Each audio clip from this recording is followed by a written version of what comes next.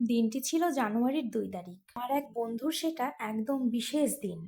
বন্ধু কম ভাই বেশি। তার জন্মদিন উপলক্ষে এত এত খাবারের আবদার করব আর তাকে একটা গিফট দিব না, সেটা কখনো হয়? আর গিফট যদি বলে কয়ে দেওয়া যায় তাহলে তো সেটার মজাই নেই। তাই এই গিফটটা ছিল সারপ্রাইজ গিফট। এটা কোরিয়ারের মাধ্যমে ২ তারিখে চলে গিয়েছে তার বাড়িতে।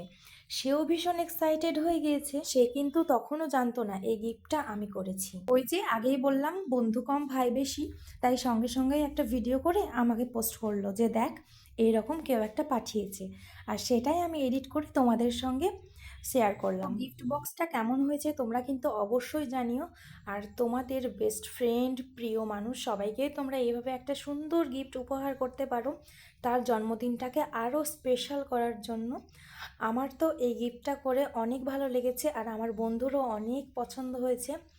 বেশ মানে ও যখন ভিডিওটা আমাকে পোস্ট করে তখন এমনভাবে ফোনে বলছিল যে নাম না জানলেও সে খুব আনন্দ পেয়েছিল এই গিফটটা পেয়ে। গিফটের ব্যাপার যদি সারপ্রাইজডভাবে হয়ে যায় তাহলে কার না আনন্দ হয়।